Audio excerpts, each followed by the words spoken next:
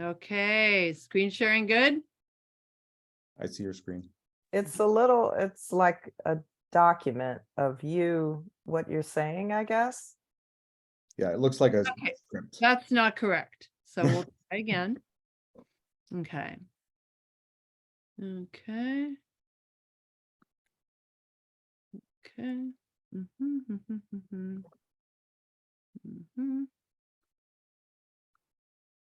People are arriving. Okay, here we go. How about this? Better?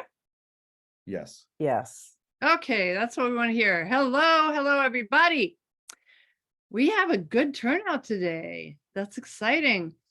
Welcome to Letterform Lectures, online edition, and happy Valentine's Day, everybody.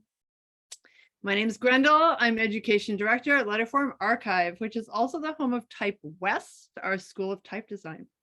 And we have an international audience today, so please type in where you're coming from in the chat. And if you have questions for our speaker, please put them in the Q&A and upvote the ones that you'd like to see answered, which we'll do after the talk. First, I want to give a huge shout out to Skilla Zaccolini, who is the brains and the brawn behind this lecture series. So thank you, Skilla. Okay, Letterform Archive is the home of Type West, and we have a slew of great lectures and workshops for you coming up this spring. So check our website for more details.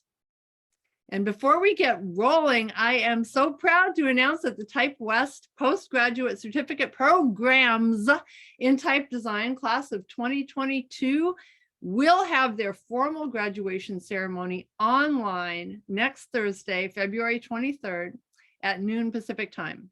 So we hope you can join us to help us celebrate their amazing new typefaces. Okay, some upcoming events that I would like to tell you about. We have New Leaves, Cherokee Syllabary in the 21st Century. Our next Letterform Lecture features another graduate of our program. It's a Cherokee Nation member, Chris Skillern, who will educate us as to the history of Cherokee glyphs and the current state of Cherokee syllabary design in the 21st century. Then we have a workshop, The Flexible Mirror with Kevin Barrett Kane.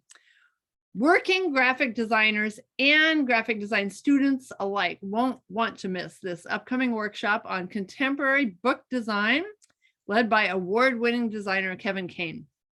Level up your book design now. The book is not dead, and you need to learn how to design it. So for more information on our upcoming lectures, our salon series, all workshops and events as they happen, go to this website, letarc.org/events. Better yet, to keep great lectures like this one today going, go to letarc.org/join and become a member of Letterform Archive today. Finally, be sure to follow us on Instagram to stay on top of upcoming events and programs. Those are our Insta handles. Okay, welcome to Letterform Lectures 2023. Letterform Lectures are co-presented by Letterform Archive and the SFPL Main Library Book Arts and Special Collections Department. Letterform Archive is a nonprofit institution housing over 100,000 works of graphic design history. We'd like to thank Adobe for generously sponsoring the video recording of this lecture series. You can view all Letterform lectures online very soon after they happen. Just check our website.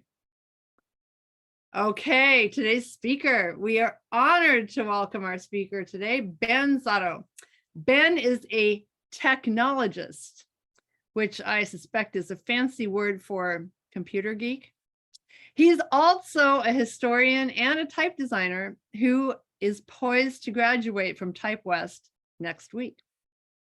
His career has taken various paths across multiple software disciplines, but throughout he's demonstrated his love for letterforms, including building the TrueType font rendering system for the Xbox 360 and publishing a revival typeface based on mid-century San Francisco signage named Fog City. Ben told us that when he developed Fog City, his local bakery wanted to license it. So he traded them for a bunch of bread and pastries, fonts for carbs. All they got was some subtitle for granola or something, but he got 3,700 calories. So when we say that learning type design will earn you lots of bread, we're not kidding. All right, without further ado, let's welcome Ben Zotto. Take it away, Ben. All right, thank you, Grendel. Let me now, I do share screen. And you tell me if you can see my screen. Looking good, Ben. I see your whole screen though. Okay. There we go, perfect. Perfect, great, fantastic. Excellent, thank you, Grendel. Hello, everyone. I'm very honored to be here, and happy Valentine's Day. It is a delight seeing all the people saying in the chat, like where everybody's from. It's amazing. I am, as Grendel says, a recent-ish graduate from the Type West program, but as she says too, I'm not technically a graduate until next week, so I'll ask you to go a little gentle on me in the Q&A afterwards because my instructors are watching. Here are among my bona fides for giving this talk, but really just one thing I'd like you to keep in mind as we go through this exploration of computer typography is that this is only one thread through this story. There are many threads that run through computers and typography, and I am necessarily simplifying and glossing over a bunch of stuff. I hope it presents a good survey and provides good material for you to Google forward if you want to find out more. So without further ado, today we understand that rendered type on screens is basically the same thing as type in print. Your OpenType font that you design or that you install can show up on a web page or in print, and it's basically the same thing. We expect it to be as detailed, as high resolution, and as flexible as on the screen as it is in print, but that is really a very recent development. Most history of type is the history of print on paper or on film or on whatever surface, but in any case, the creation of physical artifacts. And computing had a history of type that is separate from the history of print because computing requires real-time lettering on demand. That doesn't seem wild to say now, but it actually is kind of interesting. As opposed to creating permanent artifacts, computers and computing devices needed to call up letters that were disposable and then have them disappear again in order to interact with the machine. We're going to start this story here with this picture. This is a picture of two people and one computer. This entire image is an image of one IBM computer in the 1960s. And the woman in the middle looks like she might be doing typing or correspondence, but actually she's the operator of the computer. She's using a modified Selectric typewriter mechanism that IBM produced to interact with the computer. That machine she's using is both an input device for her to type and an output device for the computer to talk back to her. The typewriter interface or teletype terminals were largely replaced by video terminals like this very extremely cool one in the 1970s. What you're looking at here is not a computer. It is still just an input and output device that talks to a computer somewhere else. But about the same time as these become ubiquitous, a brand new idea shows up, the microcomputer, later known as the personal computer. Up to that point, computers were big expensive things, like in the picture before, that were mostly owned and used at universities and corporate offices. But now people were building them at home as kits with soldering irons, attaching them to their TV sets and small video monitors. This was the Wild West, and the heart of that world was actually consolidated here in the San Francisco Bay Area. And this is the thread I'm going to pull on a little bit as I kind of go forward. The first video displays for computers really worked very much like those video terminals that we just saw.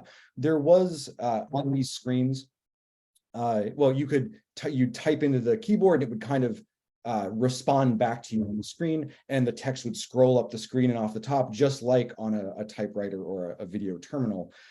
There was no screen resolution, there were no graphics, there were no pixels, even really the way we think of them now. There were only letters on the screen. And the very first, we're looking at an Apple I. This is the very first Apple product. The Apple computer is just the board part in the middle. All the stuff on the outside you had to kind of buy and provide yourself. But this first Apple computer worked this way as well. You could provide input, it would sort of show you output on the screen. The part of the computer that was creating the lettering was not a font file in any sense we'd be familiar with now. It was in a special computer chip called a character generator or a character ROM. These were off-the-shelf or sometimes custom manufactured integrated circuits that had structured into their silicon, the patterns of an alphabet. This chip here is the Signetics 2513. It was a very popular early off-the-shelf character generator in the mid-1970s. It was used by all the early Apples as well as plenty of from other systems. This sheet of paper looks like a typeface specimen, but it's not. It's really just a page from the data sheet for that Signetics part we just saw. And it shows the alphabet that you would expect to get out of those pins of the chip if you put in the right inputs. It's bare. The font you see, the typeface here, as such as it is bare. It's extremely functional. These were always monospaced because the circuitry to produce proportional text on the screen would have been orders of magnitude more complicated. They're very often drawn in these tiny little 5x7, maybe 6x8 grids. We don't really have a sense of contrast or serifs here. It was really the designers or the engineers, whoever was creating these, were just kind of trying to fill the grid as best as they could to make legible text. Here's a zoom in of that image of the Apple I screen, and here in the middle, I think you can see my cursor. Here in the middle is the alphabets, the complete letter form set that was part of that chip that was displayable by that machine. So the way that this kind of screen lettering worked was intimately tied to how video technology worked, which was the cathode ray tube, or CRT. On the left is a diagram of how that worked. The CRT was a marvel of technology, is a marvel of technology that was at once sort of crazy old-fashioned and also very futuristic. It is a very heavy glass tube that has that shape, like this, and has an electron gun on one end, and a phosphor-coated screen on the other. An incredibly high voltage electron beam gets flung from the electron gun and traces its way across the phosphor screen on the other side. It's controlled by electromagnetic coils to control the motion of the beam. And you can see on the right here, this is the path that the beam takes. It traces very quickly horizontal lines, goes back to the start, traces horizontal lines over and over again. 60 times a second it runs down the screen. The phosphor lights up when the electrons hit it, and then it dims slowly. And it dims slowly enough that by the time the beam comes back around and hits it again, it looks to you looking at it like that part of the screen is just turned on permanently. So when those character generator hardware chips are interacting with these CRT display devices, you kind of get this motion. The circuitry will pull out the dots row by row by row and will scan them onto the screen. The computers had very simple timing circuits in them, particularly the microcomputers that I showed. There were no pixels really. There was just a timing to manage the electron beam and the signal. One of the effects of this is something kind of interesting visually I want to draw your attention to. There were a fixed number of horizontal lines on the screen. That's sort of dictated essentially by the standard television hardware. But the horizontal resolution is really just a function of how fast that beam can be turned on and off, which is up to the circuitry. And so instead of individual dots, you can sort of see that contiguous cells look like lines. They don't have vertical separations because the electron beam turns on, stays on, and then turns off, and then it sweeps to the next line. So you get this effect of these sort of like stacked horizontal lines. And depending on the reliability of the circuitry, the timing was not always consistent. So sometimes you get this sort of wormy, like slightly goofy offsetting effect in the text. That effect was well known enough to people at the time that they could use it in other places to suggest a CRT display. This is the cover of a book from the 70s, and it obviously has this wormy CRT text look to it. This is a book, of course, about this kind of technology. But even into the 80s, here's another example of a CRT derived book title. And they fixed the worminess here, but anybody looking at this with the context of the time would have immediately recognized that this is referring to a CRT screen. The Signetics part that we looked at, the 2513 character generator, came in English. It also came in Japanese, katakana. Katakana is a phonetic alphabet, and that was a solution to not being able to fit the entirety of the dictionary of, say, Japanese into a number of these chips. It was far too expensive. And I'll make an aside at this point to note that the domain of sort of languages besides English and scripts besides Latin are outside the scope of this talk. There are histories there as they start to percolate up and join up with the sort of American computer industry. And there's some very interesting stories there, but they're not contained within this talk for the most part. Here's another data sheet from a different character generator part. I think this one's a Motorola part. You can see it includes Greek, some sort of math symbols in there. And it also has some goofy bits. So take a look. This one has lowercase, but look, the baseline is at the bottom of the character grid. So you can see that the characters with descenders, the G, the J, the P, the Q, and the Y, are like these weird, gigantic, shoved up above the baseline lowercases that look kind of very goofy. And you'll notice that the J, now they're stuck because they put the J above the baseline. So the lowercase looks like the uppercase. So they distinguish the uppercase with the crossbar. It was a little goofy, but you could read it, and that was sort of the point. Here's a French character set from a Commodore character generator chip. This is from a Commodore PET in the late 70s, and this is a French character set. So you can see there's over here you can see the extended Latin characters. There are tiny little diacritics that are shoved into the tiny amounts of space that are available. This has a lowercase. It has better descenders. They've saved a line at the bottom so they can fit a little bit. They can get that G underhang, and the J and the Y. They can kind of get those under there. Okay. Something interesting to note here is these other characters, these glyphs that aren't letters that look like lines and stripes and diagonals. These computers didn't have graphics. And so sometimes the character sets would include these graphic-like characters that could be used to draw on the screen. If you cleverly put these bits of type on the screen, you could get boxes and lines, and you could do things that looked like graphics. And so that was quite common. It was not really intentional at this time or in these machines, but a character set for a given system really defined its voice for its users. To what extent that was deliberate is a little bit hard to say, but I look at this, and I'm old enough to look at this and immediately think of an IBM PC. This is an early PC character set. This is a little bit more resolution than other ones. I think maybe these are 16 by 16. You can see that in the caps, this is kind of a proper serif character set. Like, look at this capital E, and you can see these nice kind of sharp serifs designed on it. I really like it. It's very memorable and notable. And I look at this and I see the IBM PC. And you see these graphics characters here as well. I have a tiny collection of old computer character generator chips because I'm interested in this sort of thing from the 1970s and early 80s. Each of these artifacts essentially contains a distinct typeface permanently hardwired into a piece of silicon with tiny transistors inside a plastic case to be called up and called upon when the circuitry around it wants it. Let's move from computing for a moment to games. Games are, of course, or were, computers in their own right for the purposes of our discussion, arcade games, video games at home. Games, unlike the sort of very functional kind of computer system, games demanded a voice and a personality in their lettering. And so there's this whole world of game lettering and arcade lettering. This is Ms. Pac-Man. This is, I think, the Nintendo home version of the arcade version. And if you've seen any games from the 80s or the early 90s, you'll recognize this font that sort of shows up everywhere.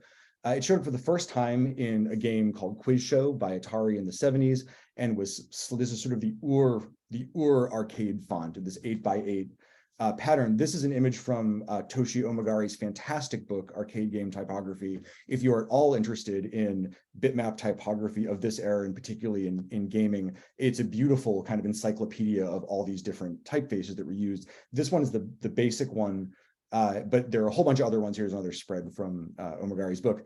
And you can see this is also 8x8, but with the color, they're creating a whole personality with these letterings. And it's very cool. Here's a screenshot from a game called Krull. Krull is a 1983 video game that was a tie-in to a movie, a sci-fi movie of the time. One of the developers of this game, a fellow named Matt Householder, lives in San Francisco. I had the honor of speaking with him not that long ago about creating the game. He sent me an image of the sprite map for Krull. So this is one of the sprite maps. So this is the burned in ROM of images. It contains graphics for the screen, but it also contains the letterform set. And he told me this regarding the Krull font, and I'm going to read you a quotation from Matt. He says, quote, "I created it by italicizing/runifying the standard 8x8 Japanese coin-op font.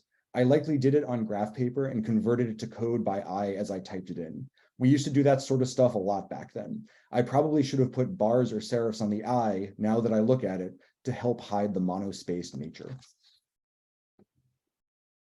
As resolution increased, along with computing power, more complex type could be used in games. This is Space Quest 3 from 1989, and we're actually seeing proportional type here for the first time. This is where the letters and the spaces, the widths of the letters and the spaces are different depending on how wide the letter is. And here's Doom, a favorite from 1993, and we have some very cool full color textured numbers and some other titling down here. And again, gaming and personality. And bitmaps were used in other entertainment domains as well. Here are 3 pinball machine displays. These are mostly from the 90s, I believe, and these had custom lettering.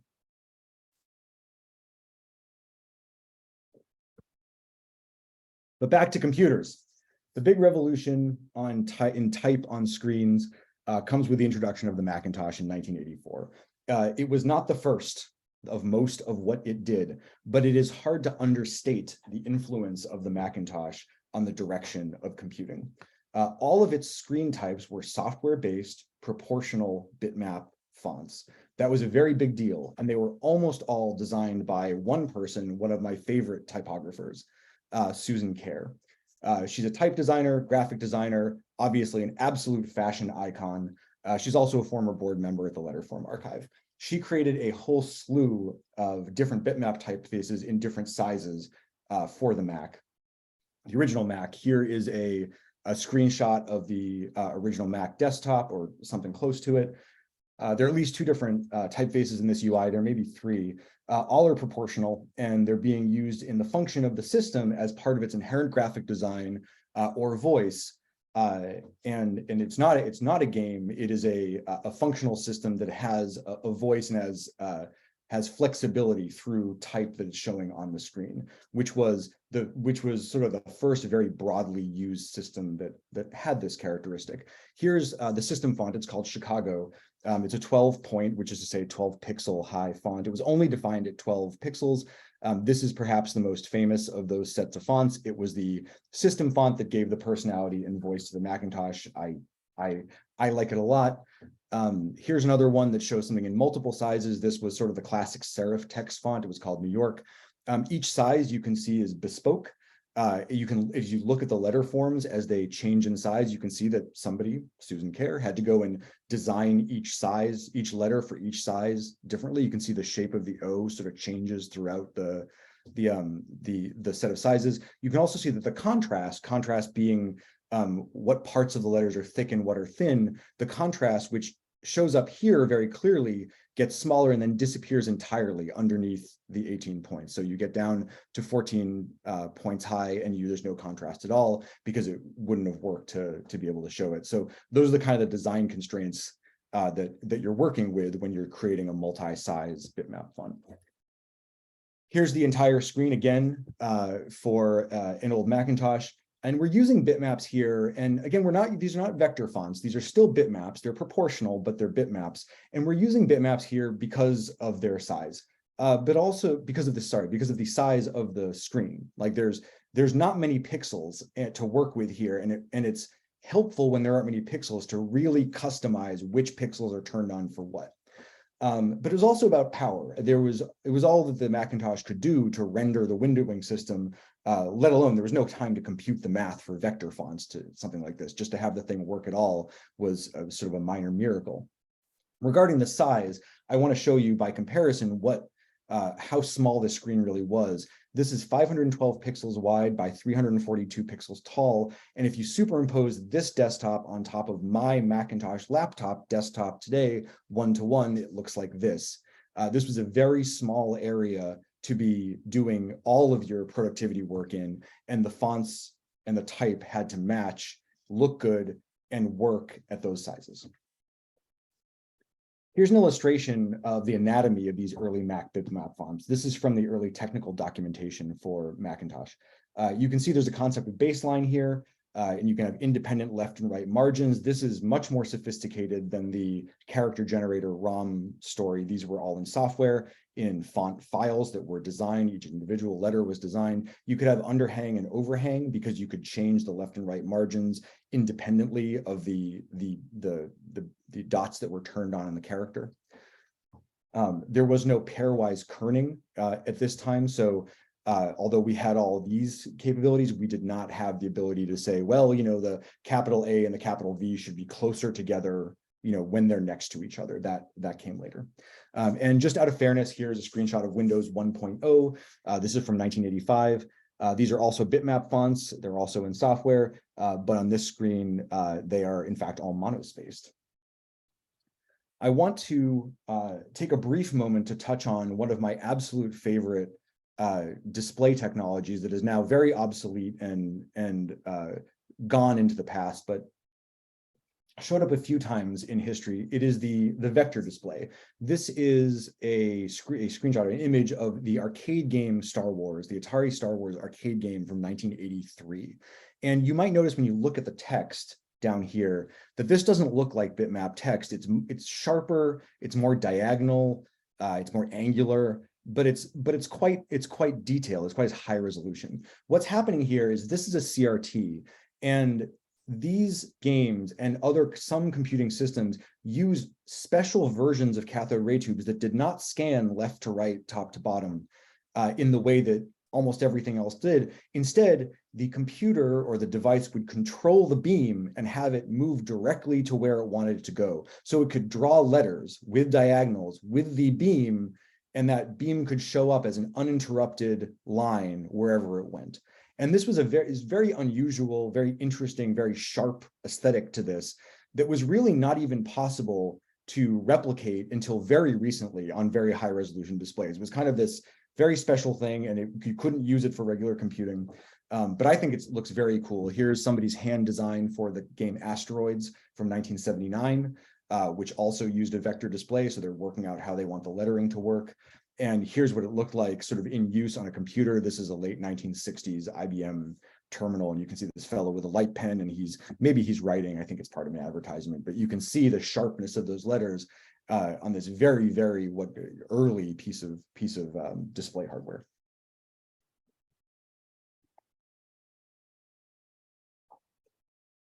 If you are as old as I am, you might recognize this sort of flyer, which was everywhere in the sort of 80s and early 90s. This was something put out from the print shop, a program that was available for Apple IIs and Macs and all sorts of computers.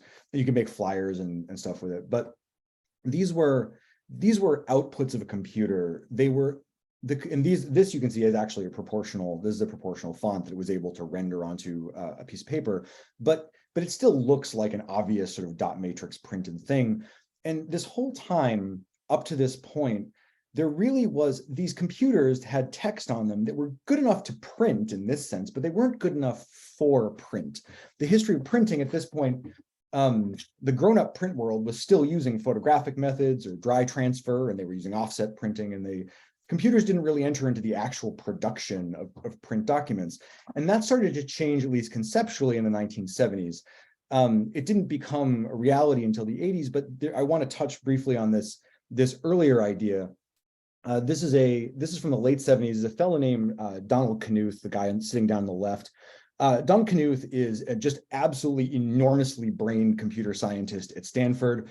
He's legendary in the field of computer science for like many reasons that I can't go into here, and for reasons I also would take too long to go into here. He decided to take it upon himself in the 70s to fix or to design, to create digital typography for print, sort of from first principles. And he studied a bunch of type and he thought, okay, it's all about letter skeletons and strokes. So all we have to do to design print quality type and scalable type, not bitmaps, but scalable, is we just have to figure out the skeleton and we just have to write a very simple program that's going to draw the letters for us based on a bunch of parameters. So here's the program for one of his left parentheses. He called the system metafont, as in like the font of fonts. And there are a bunch of parameters in here. You can see there's a fine nib pen in there. There's a thick, a thin, there's a slant angle. There's some other stuff going on so you can shift it around, but you might start to understand why this didn't catch on by looking at this program. It turns out most type designers are visual designers. They are not PhD computer science professors who are smarter than most other people in the entire state. Is very complex, very sophisticated, very interesting system, but it did not catch on. Donald Knuth himself put together a set of fonts called Computer Modern as a result of this that did get a lot of use in technical and scientific publishing, and in fact, I think still do. But that's sort of the domain it was restricted to. He himself was perhaps the most prolific type designer in this system. But here you can see that same parenthesis with a bunch of variables tweaked down below creates the italic, creates the typewriter version, creates a different stuff. So Knuth was a genius. Knuth is a genius. He's still around. He's at Stanford. But his system didn't really catch on. What's interesting, of course, is that now as we get variable type is becoming kind of a hot thing in the typography world, some of these ideas are kind of coming back in maybe more useful or more easily deployed ways. Here's an example. This is the one font, the meta font, and depending, and, you know, he's tweaked all the parameters here, and of course it's showing up in all these different ways. He says only 62 parameters are enough to characterize a font. It seems like a lot of parameters.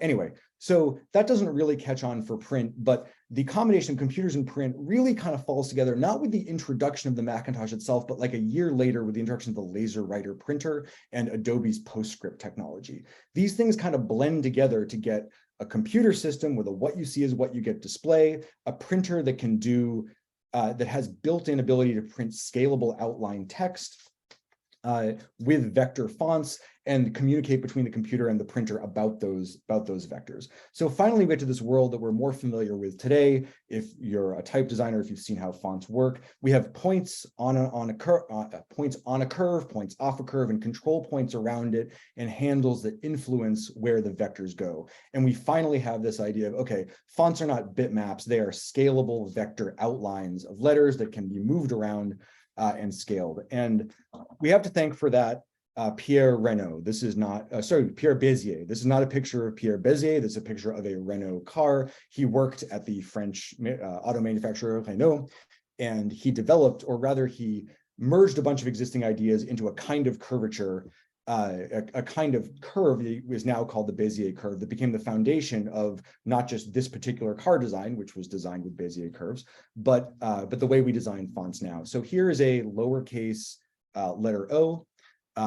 This is Glyphs, the modern type design program. And you can see that there are sort of these, you've got these point, you get these handles. And if you've done any graphic design, you're familiar with this idea of like, there's a point and there's like handles attached to it. And as you wiggle the handles, it kind of rotates around the point. And so it's actually these are Bézier curves. It's very intuitive to think about them as being handles attached to these points, but that's not really what's happening in the curve. And I want to show you what is happening because it's really beautiful and really cool. Here is 1/4 of that circle. And these blue points are not the handles attached to the red points. Instead, this is just a sequence of points from red to blue to blue to red, from point to control point to control point to point. And these first and last end up on the curve, and these two blue ones control where the curve goes. And I'm going to show you an animation that demonstrates how Bézier curves are constructed. And there's a lot of math, I'm told, behind Bézier curves that I don't understand, but there is what's called a graphical interpretation of them, which is actually very easy to see and is incredibly cool and is mesmerizing. So I'm gonna let this run for a moment. But what I want you to pay attention to is on the left, there's the simple case, there's a straight line. In the middle, there is a second order or quadratic Bézier, and on the right, there's a cubic Bézier, which is what we use in modern type design. And you can see that the numbers are running from 0 to 100, essentially from 0% to 100%. And the dots are just that percentage along the line. And if you go from 1% to 100% and you draw the dot at each of those points, and you draw the dot on the dot and the line on the line, you end up with the curve. And what that means is that if you have a ruler and a pencil and some patience, that's all you need with a piece of paper to draw accurate Bézier curves. You don't need a curve. You can create the curve based entirely on straight lines. It's really beautiful and a very cool idea. That underlines modern vector type. So how are we actually going to display this now that we've gone from bitmaps to this very mathy world of these vector shapes? How do we get these things on the screen? So there's an lowercase n on the left. There's a lowercase n in its curves and lines on the right. But let's say we want to take this curved outline and we want to put it on the screen. So those are some pixels. There's our letter. Now you notice, of course, like you can, as you know, you can scale that letter N bigger, smaller. You can move it anywhere, and it's got to look good, right? So when we put it on here, what's our plan here? Well, one simple way of thinking about it is, well, we can see that not all the pixels are entirely inside the lines. Some are inside, some are outside, some are partially inside. So what if we say pixels that are dots that are entirely inside the curve get to be black, pixels that are entirely outside get to be white. I'm sorry, pixels that are more than 50%, let's say, inside the curve get to be black. So if more than half the pixel is inside the N, it's black. If less than 50% of it is in, it gets to be white. And if we do that, we end up with something like this. And this is not bad. This is actually a pretty serviceable. It's not amazing, but it's a pretty serviceable rendering of that letter N. I'll take away the outline, and you can kind of see it there.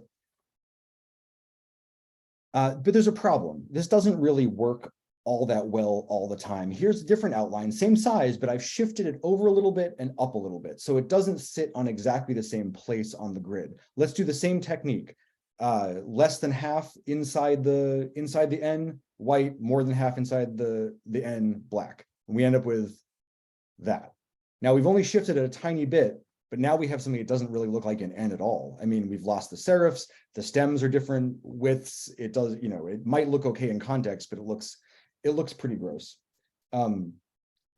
So what's the solution to this? So early type on screen, vector type rendering on screen, there is the earliest solution to this, and actually the most complex solution to this, is a thing called hinting.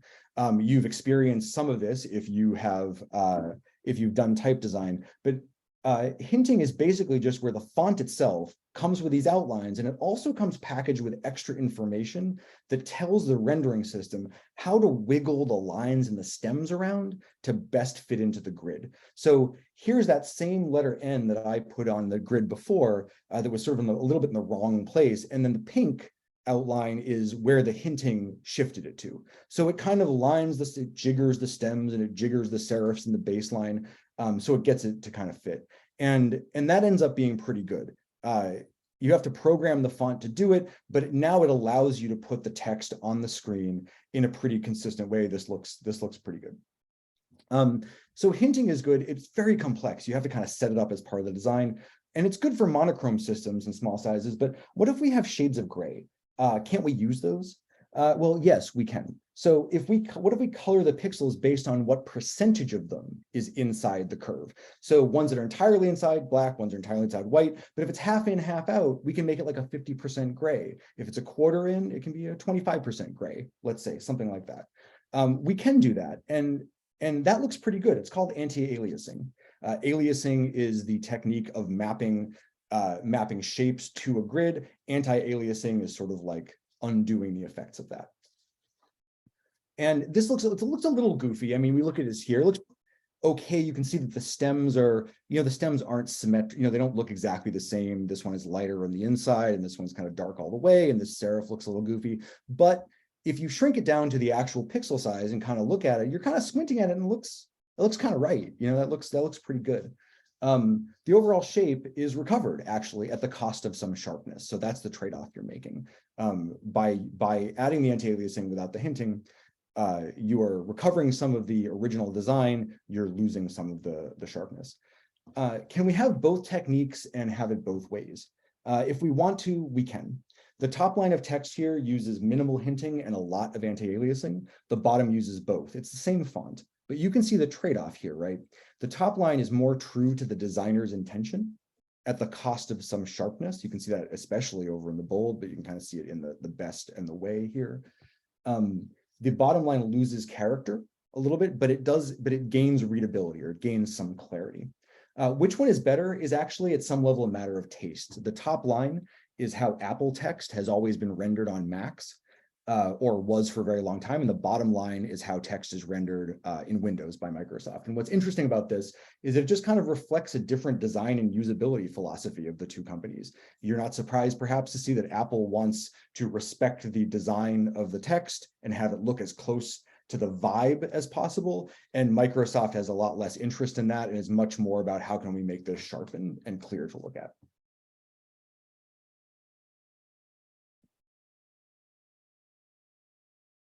So here are 3 A's. On the left, there's something that's purely aliased. On the middle, there's something anti-aliased. But on the right, there's something special. On the right, there is an A that has the same vertical height of pixels, but has 3 times the horizontal resolution. And it would be great if we could magically get 3 times the horizontal resolution on all of our letters. We could do more with them. And in fact, there was a technology that came out that all of a sudden allowed us to do this clever trick to triple the horizontal resolution of our text. That technology is the LCD flat panel display. LCDs took over from cathode ray tubes sometime in the sort of the mid 2000s, and they became essentially ubiquitous. They were cheaper, they were lighter, they were easier. So cathode ray tubes disappeared very quickly from computer displays, leaving us with the LCD. And the way that LCDs work is that there's a little sequences of red, green, and blue. Each pixel is 3 dots, and they're always in the same order, and they run in perfect horizontal rows. So the pixel, of course, red, green, and blue, it turns those up and down to create the color that we see, and they're all small, so you see the color. So when you turn them all on, you just see solid white, as this thing at the top shows. But the trick is, if you can manipulate the red, green, and blue subcomponents of the pixel independently, you can kind of triple the resolution of your screen. You don't want to do this for like color images, it'll mess everything up. But if you do it with text, it's small enough that you don't really notice that you're sort of getting weird color effects at the edges. Instead, what you perceive is a much sharper image. So down at the lower right, here's an example with whole pixel rendering.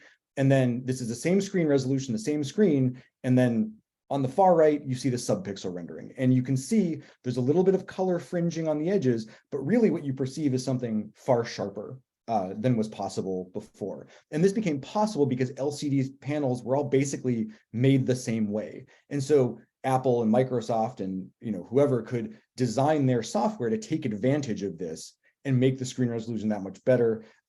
All companies did this in the early 2000s. Here's a blown up example. You can see there's some red color fringing on the left. There's some blue color fringing on the right. That's because of the order of the pixels. But when you make it small, it's really hard to see. Here's the same actual resolution, same bit of text, and you can see at the bottom, that is just the much clearer, much better looking subpixel rendered text. And that was the state of the art of displaying text on computer screens until about 10 years ago. And then something else happened. For a long time, the physical resolution of computer screens hovered around the same place. That old Macintosh had 72 dots per inch. A VGA monitor in the 1990s had a little bit more than that. And even the early LCD panels had a little bit more than that, but still, within shouting distance of the computers from 20 or 25 years before. And all these techniques and tricks we've talked about to make these fonts look good on screens, all of them had this fundamental constraint that like the basic density of the pixels on the screen didn't change all that much. But then something crazy happened. Starting in about 2010, we started seeing devices that had screens that are known as retina screens or high DPI or high PPI screens. And starting about 2010, that's the iPhone 4. And all of a sudden, we like tripled the resolution of these screens, doubled, tripled, sometimes more than that. And what this enabled, this leap in technology in LCD, what it enabled essentially with text in particular is that it allowed this much more expressive rendering of text at small sizes with far more detail. So we kind of can't see the pixels at all when we step back from it. And what it means is we've kind of come full circle. We spent like 50 years making text on computers better and better and using bitmap fonts and proportional fonts, and we did vectors, and then we cleverly figured out how to render the vectors, then cleverer and cleverer. And then all of a sudden this technology that comes, it kind of obsoletes almost all of that. And now when you look at a high DPI screen, and I'm looking at one right now, and maybe you are too, you can't really see any of the pixels, and we barely need to use any of our tricks anymore. And text on computers has become basically equivalent to text in print. We expect that on a web page, we can, or in something else on our screen, we can see in detail and with flexibility all the level of resolution we might expect to see something on paper. And we design our fonts for both. We design fonts, one font that we expect, one typeface we expect to work in all those different contexts. So what happens to bitmap fonts? Well, they're still around. Sometimes they show up in places where the cost or the technology really does mean that they make more sense. This is already quite old now, but this is the original iPod. Apple pulled this out in the early 2000s. It had a black and white, low resolution LCD display on it. And Apple looked around and thought, well, I guess we got this Chicago font from the 80s. We got that still sticking around. Maybe we can use that for iPod. So they resurrected Chicago, which hadn't been seen on a Macintosh in many years at that point. And they used it. They reused it, and it created the personality of the first iPod. And I always liked that really created a lineage of personality from the old Macs to the early iPods. But there are other places where we see bitmap type as well. This is currently up in Golden Gate Park in San Francisco. This is very wacky. This is a 5-dot high upper and lowercase font. Look at these lowercase e's. Isn't that wild how they do the e's? And then I also want to draw your attention to the lowercase m, which you'll notice doesn't have a right-hand stem. And it's not because the lights are burned out. It actually doesn't have one, because you can see there's one line of spaces in between. It's really just using the sort of shape of the M to suggest to the viewer what the M is. It's great use of like the context and the technology to inform the typeface. We see bitmap type as well for retro gaming and other retro purposes. This is a recent game that is designed to look like a game from the 90s. And so the people who made the game figured out a personality they wanted in the font. Here's a cool, I think this is kind of neat. It's like analog to digital to analog. This is from 1990, but it's a dry transfer letraset sheet of a bitmap type that has been made into an analog piece of letraset to do dry transfer onto paper. This is by David Quay from 1990, and this font is called Digitech. So as a sort of final set of thoughts, I want to get to an idea that sort of churned up that is kind of interesting. This is a vectorized version of Susan Kerr's Chicago. You can see it kind of looks like Chicago, but you can see it also looks like a bad TrueType font. It has the same lines and it has the same shapes as the Chicago typeface does, but it tries to create curves where they're sort of implied, maybe in the original font. And I don't think it looks very good, even though in all respects, it's essentially faithful to the idea. Here's Chicago again for comparison. And you see this in other places too. Here's again, Toshio Megari's fantastic book where he shows the Atari quiz show typeface. It's up there on the left. And then 3 interpretations of it as vector type. And I think it's clear here as well that like they aren't the same. And I was kind of wondering about this. And there was a discussion about this not that long ago on Twitter about this idea of vectorized bitmap fonts. And Susan Kerr herself, who happens to be on Twitter, says, I'm not really sure why it makes sense to create curvy vector versions of Chicago. The font was designed to make pixelated characters that were smooth, no jaggies.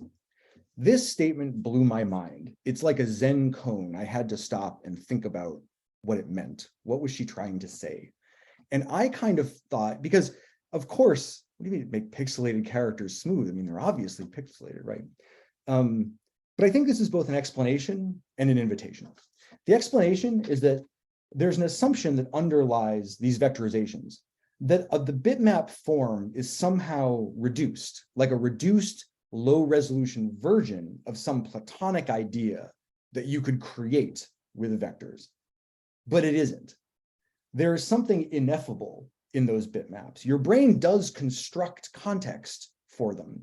You don't perceive them really as being chunky when you see them small and in context, but your brain adds detail that is not capturable if you try to actually draw it out with vector shapes. What's missing can't be captured really in the newer tech. So the invitation, I think, is this. In some ways, I can lament the loss of technology that has required us to create these small typefaces. I obviously love it. And so there's some loss in the fact that there isn't much requirement to create these things anymore. But there's hope. Think of standard serif contrast type, which was designed to suggest originally a broad nib calligraphic pen, right? But we're so far from the era of calligraphy that when you see the front page of the New York Times, you don't think, oh, fun, how retro. It's like a calligraphic font they're using. They're trying to suggest a hard nib pen, a broad nib pen. Instead, like we've gone far enough that those ideas, those gestures stand on their own. And similarly, as we move farther in time from the era of technology when these bitmap computer fonts were necessary, were required, I hope that they may lose their retro feel, the retro connotations entirely, and that they might allow people to design with them in the future or now in other contexts to sort of like to explore what that ineffable possibility is in the bitmap without feeling like it's a deliberate throwback, to add it to the arsenal of things that type designers can use to communicate with the world going forward. And I'll end it there. Thank you so much to the Letterform Archive, and Grendel and Skilla, and thank you all to you for coming along.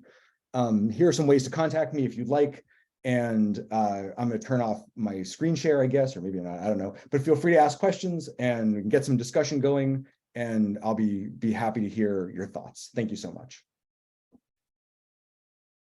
Bravo, Ben. Thank you. Thank you so much. That was absolutely fantastic and opened my mind to a lot of new fun rabbit holes to go down. And thankfully, everybody in the audience kept adding to those with great links and great information from their experience. We have a bunch of questions here, so I'm going to read them out loud and attempt to type in the responses as best I can. So please drop your questions in the Q&A, people, and upvote questions that you'd like to see answered. Okay, so Michael M asks, when she designed a proportional font like New York, what size was the reference size that she was trying to optimize for, and what sizes were compromises? Any ideas there, Ben? That's a fantastic question, and I don't know the answer to it. I don't know. I mean, I think clearly in New York, because it's a font with contrast, it seems clear that the reference size was one of the versions with contrast. But I don't know. I think we should find a way to ask Susan Kerr herself. To do. For what it's worth, and I'm sure that Grendel has maybe already mentioned this in the chat or something, but Kara gave a talk, a letterform lecture herself at the San Francisco Public Library a couple years ago, and it is available online, and it was a wonderful and very insightful talk. And if you're interested in her design philosophy, I strongly recommend checking it out. Thank you for that. Stephen Coles actually dropped the link to that talk in the chat so people can. Of course he did. Thank you, Stephen. He's got fast fingers today. Let's see who's next. We have Miller's asking, why does the cursor look like a capital I in the Mac font? Is that a capital I? I'm not sure. I think so. Cursor. Yeah. Let's Cursor. take a look. I think I think that I don't know. I can't get back there.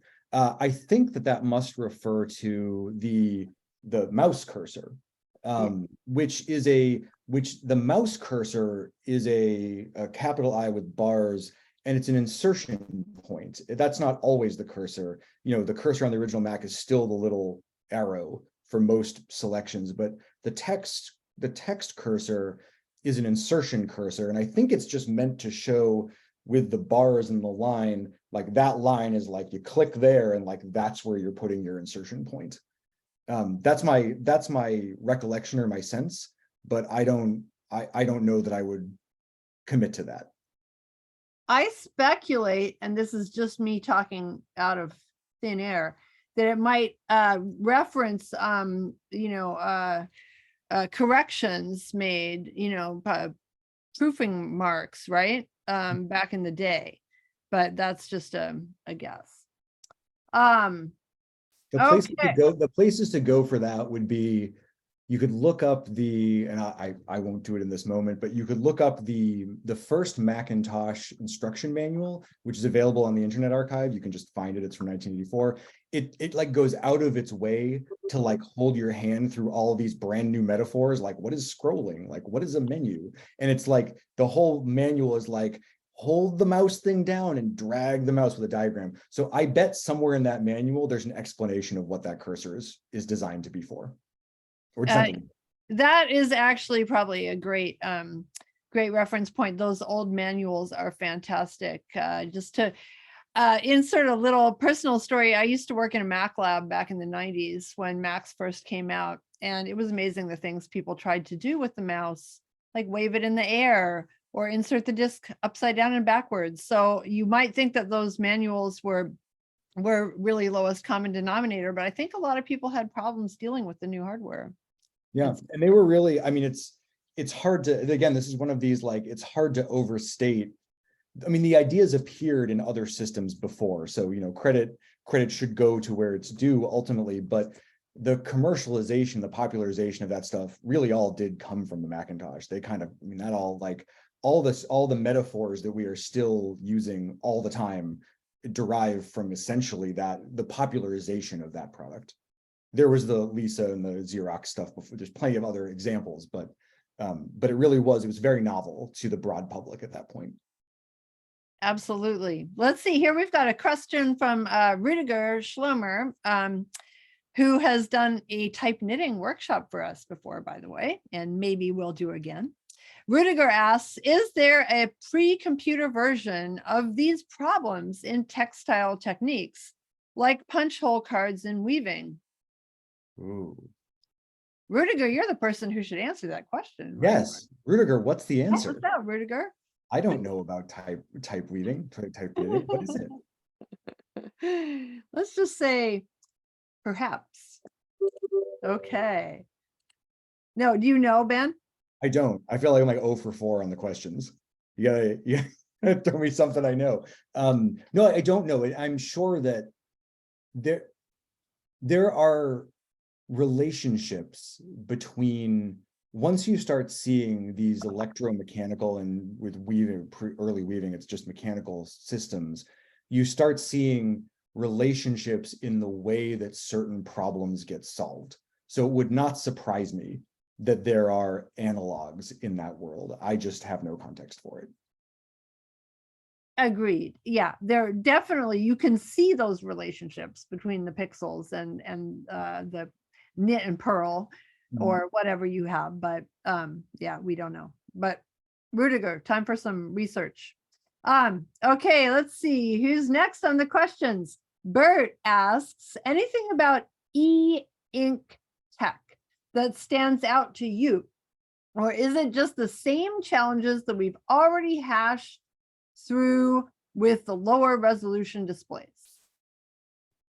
So e-ink is the sort of Amazon Kindle kind of tech, and I haven't spent a lot of time using it. I suspect that I suspect it's kind of the same design challenges. There are still domains where this pops up that are not entirely retro domains. Like there's a gaming device called the Playdate from a company called Panic that came out, I think, last year, and it has a monochrome. I don't think it's e-ink, but it's something sort of like that. I think I haven't seen one in person, but it looks like a sort of e-ink screen, and they have like a whole bitmap font creator for their game developers, and it's a quite high resolution screen, but it does have this like bitmappy e-inky vibe to it, and that's not a retro problem in that case. It's a real piece of technology that is sort of needs solving. So I don't know. It's another good question. If people have thoughts, throw them in the chat for Bert. Awesome. Thank you. Okay, here. Malcolm asks a question and then rather amusingly says that Malcolm knows the answer. Oh, great. So it says, Love that. who created the first computer video game NVM? I know the answer. Okay, Ben, is this just a trick question for Ben, Malcolm, or what? Ben? I don't know. I mean, I think I don't know. I feel like we're probably going back to like Space War on the PDP-1 or something like that. But I don't know. I'm not that I'm not going to commit to. What's the answer? Malcolm says no. Sorry. Apparently, Malcolm is not kissing and telling today. Okay, we'll have. Oh, somebody guesses Pong in the chat. Pong was the first successful arcade game. It wasn't the first arcade game. It was the first successful one, and I actually had a slide about Pong that I cut from the talk. Pong had numbers in it. It didn't have letters. It didn't have text, but it did have numbers that were formed not through a character generator, but entirely through discrete logic.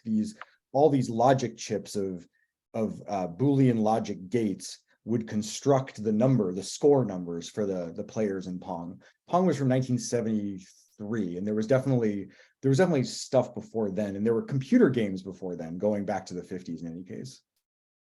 They were like used by people in, like you'd have the grad students in the computer lab, because like there was only a computer, there's like in the university. So like you and your buddies would like go there late at night when like the scientists didn't need to use it, and you'd like figure out how to cook it up to do Colossal Cave Adventure or Space War or something.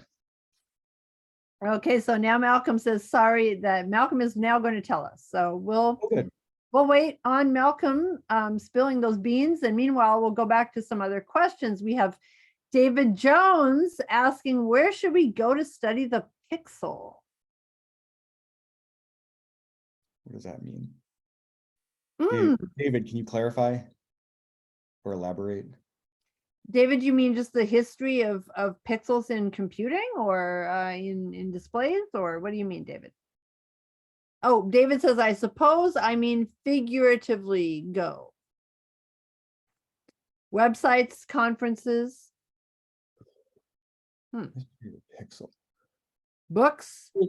There's a computer history aspect to that, and there are some great books. So that one, 10 print R&D something, it's from an academic press about drawing patterns with early computers and how to think about that. There's a book coming up soon called The Apple II Era, how computing became personal, from a professor named Lane Nooney, that I'm looking forward to. The like SIGGRAPH world probably has some archives around, or archive papers around the history of that stuff. It kind of depends on where you want to dive into it. The sense of how stuff gets drawn on screens ultimately originally comes from the television design of the 20s, 30s, 40s.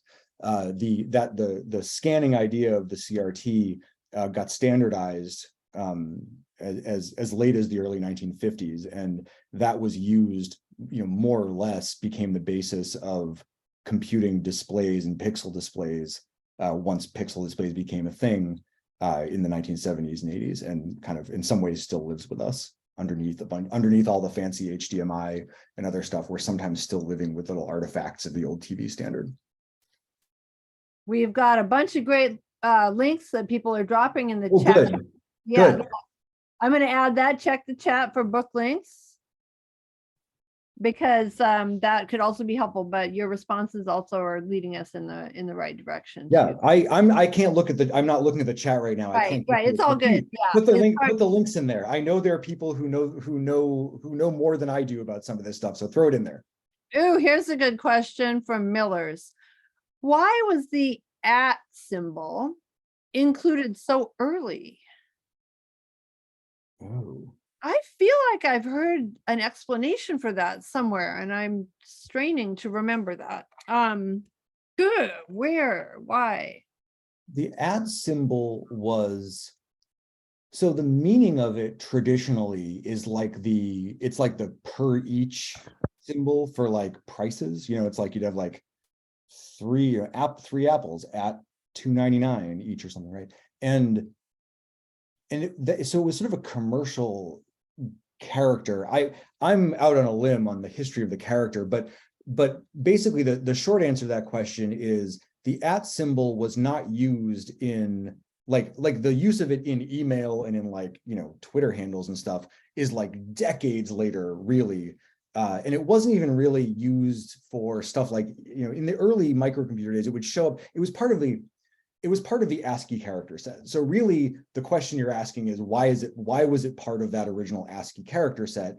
And the answer to that is going to lie somewhere in the teletype, Baudo coding, the world of there are good books, and there's one called hang on. Always keep your books next to you. One called Coded Character Sets, History and Development. This is a super dry academic book on collating sequences and binary representations, old, but it does get to the history of ASCII. And I bet the answer to your question is somewhere in this book. Okay, I Or see. somebody else may know the answer as well, so please say so. Yeah, there are a couple people confirming what you've said, Ben, that it was in fact a part of the teletype system, and also for commercial use. So we are getting some information here. Oh, and then Malcolm has posted, who made the first video game, in the comments on his question. Shall we peek? Let's see. Tell us, Malcolm. Malcolm says William Higginbotham created the first computer video game. What was it? Oh, well, he didn't say, Malcolm didn't say what it was. Oh. But that wasn't Malcolm's question, I think. Malcolm's question was who created the first. Oh, Angry Birds. I don't know. Okay, let's see. Hang on. We have plenty of time. So let's keep going here. We've got a few more questions. People, feel free to stick around if you like until every question is answered. Anonymous asks, why couldn't you backspace on a typewriter? Well, now, is this talk about typewriters, Anonymous, or what? Let's give it a shot, Ben.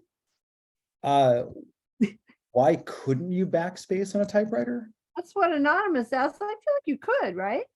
I mean, yeah, depending on the typewriter, you can move the carriage back a character, and then there were correcting typewriters that had different kinds of ways of doing a delete, like a backspace. I mean, backing up was quite common when you wanted to underline something, or often they wouldn't have an exclamation point, so you do a period and you back it up and you do an apostrophe, and that would be an exclamation point. I'm going to plug here the Kickstarter for the book Shift Happens. That is, I think the Kickstarter is running now for this incredibly comprehensive history of the keyboard. In this really beautiful couple books that looks like it's coming out by a former San Franciscan who's done a lot of research on it. And if you're interested in typewriters and keyboards as such, I would recommend checking that out. It looks like it's going to be great. That book sounds fantastic, actually. Thanks for plugging that. Okay, by Marcin Witchery is what Yes. Jeff Kellum says. Yes. Okay, Chris. Oh, okay, that's been answered. I'm going to just pass on that one. Chris Passetti asked what was the name of the book referenced, the Japanese type book, and Arcade Game Typographer, like Arcade Game Typography by Toshi Omagari. yeah, so that one's been answered. Next up, we have Adam Thompson Merlin asks an interesting sidebar for future editions of this talk might be the phototype setter and the development of ROFF, R-O-F-F. Okay, that doesn't sound like a question, Adam. Any comments on that? No, I'm making a note on it for future editions of this talk. Okay, making a note. Thanks. All right, next up we have Mary Larson asks the tape recorder shown with the Apple I, what was that for? This one I can answer. Before, that was for data and program storage. Before floppy disks, I mean, before a lot of things, but before floppy disks were economically viable to have in your home, the way you would store and retrieve data from a computer would be from a cassette tape, standard audio cassette tape with an audio recording that sounded like modem noise. You know, the computer would basically output binary data onto this tape, and you could read it back into the memory of the computer. And so that's how you like load programs onto your Apple I. And it was incredibly painstaking. It takes a very long time. So you'd like start it up, go like hit play, you go get a cup of coffee, you come back in like 8 minutes. And if you were lucky and nothing had happened to the tape, it would have finished loading and then you could play your game or write your document or whatever. It was super popular in early home computers because it was cheaper than floppy disks, but it really sucked. And so as soon as floppy disks became cheap enough to displace it, the tape recorders were gone.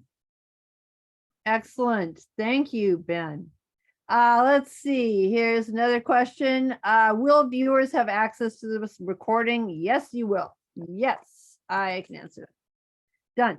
All right. How would you justify the price, Ben, of a typeface to a non-designer? 3,800 calories is a lot of calories to pay for a typeface. It is. It's a lot. Well, it depends on what you're getting it from, right? Like if it was all baby carrots, then it might be unreasonable, right? Because that's like a lot of baby carrots. But it turns out if you're paying for it in morning buns, it's only like 3 of them.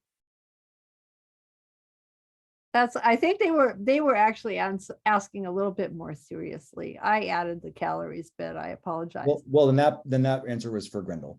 Yeah. I don't know. I do have a font that I have a website that sells the font.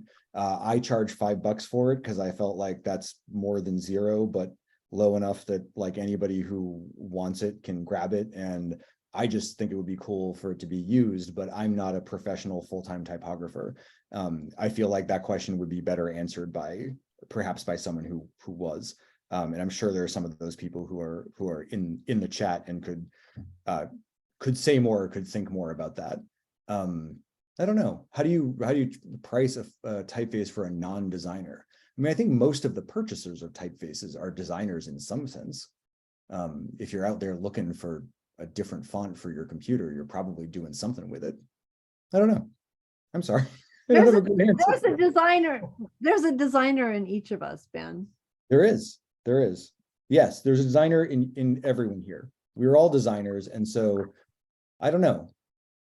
You price stuff based on its complexity and its value to the people who are purchasing it. and how badly you want it to be out in the world and to be used. And Good. how many parting buns you want. All right. Meanwhile, we need to drop a link to your typeface in the chat so that people can get out there and pick it up for $5 or 3 morning buns. Okay, let's see. Oh, there we go. Thanks, Tate. Tate dropped it. Anonymous asks, I heard there were digital, even vector maybe, fonts that were used not on computers, but for photo lettering. Flashed from a screen to photographic paper, I think. Do you know a bit about that? I don't know anything about that, but Grendel, do you? Well, Nick Sherman, who seems to have joined us here, says CRT typefaces. And then David Jones has dropped a relevant link in the chat. Nick Sherman says, for instance, Bell Centennial. Nick Sherman, if you want everyone to see your messages, pull down the little blue lozenge that says everyone. Hi, Nick.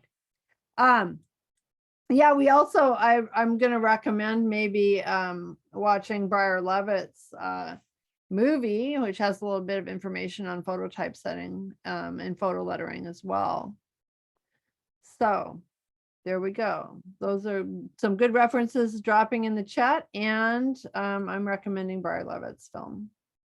She's an instructor at Type West, by the way. Okay. Okay.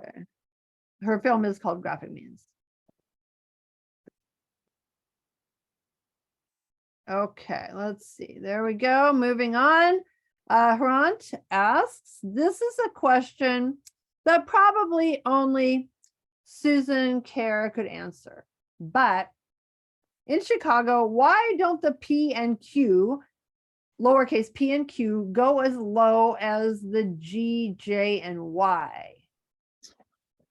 And then Hrant says, by the way, in the outline version, even the J is too short. Ben, can you channel Susan Kerr for a moment and answer this question for us?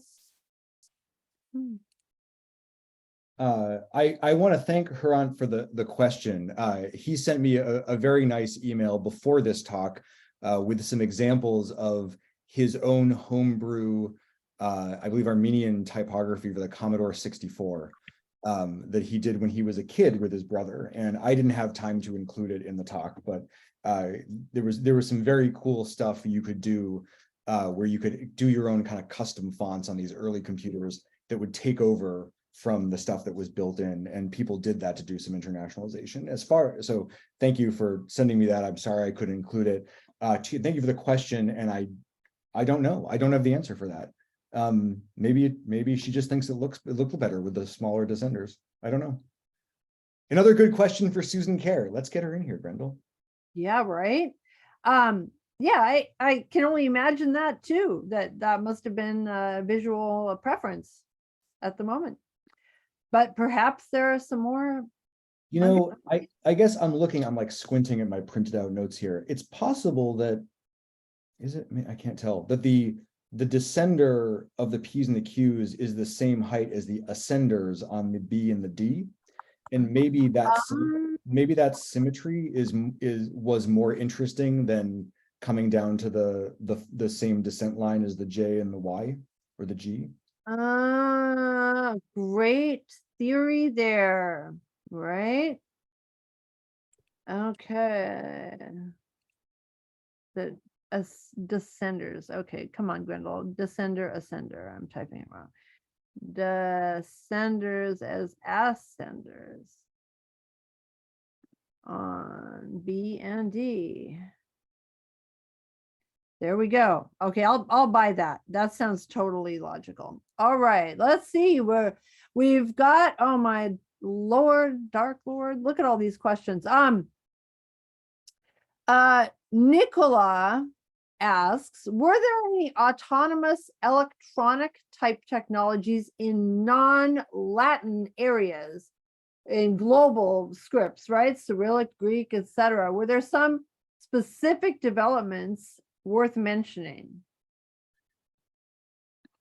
This is a little bit outside of my area of expertise. The early the early computing stuff was itself mostly in English for a couple reasons. One, because the early computing industry was mostly in the United States, and because the English is sort of like the dumb language with the fewest letters, and when space is at a premium for everything, you kind of jam as much onto the chips as you can.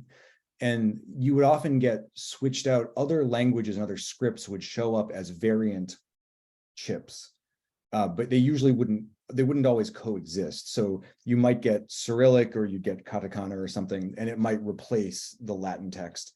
There's the whole world of the East Asian languages with the huge dictionaries. That in the world of both input and output in those languages is like its whole own world and story, and it's super interesting and fascinating. I'm not expert at it, but I recommend people look into how inputs, keyboards, and displays work, particularly early on in those other scripts. Okay, awesome. We have a little reply here from Dylan, who says Tetris was originally written for a Soviet computer called the Electronica 60, which used the Cyrillic alphabet and had no graphic support. Okay. Yeah. Okay, a lot of great information out here. Charlie asks, are there any novel graph papers you've used for pixel style type designing by hand? Wow, great question, Charlie. Are there ones that you could use, or I mean, I think well, interesting, right? So pixels are, well, I mean, I don't know, pixels on old displays were rarely square. They're usually a little rectangular. Some of them were square. The original Macintosh had square pixels, which set it apart a little bit from other displays at the time. It's a subtle difference, but it's real. Susan Kerr's paperwork is in, I mean, she's like in the Smithsonian or something now, and all of her like hand-done sketches of the icons and the fonts, and it's all just graph paper. So I know that she just used graph paper. I think a lot of people would just use graph paper for that sort of thing. I do suppose if you were trying to target a system that did not have square pixels or didn't have nearly square pixels, there are other kinds of graph paper out there that I guess I'd go to the art shop and see what they had.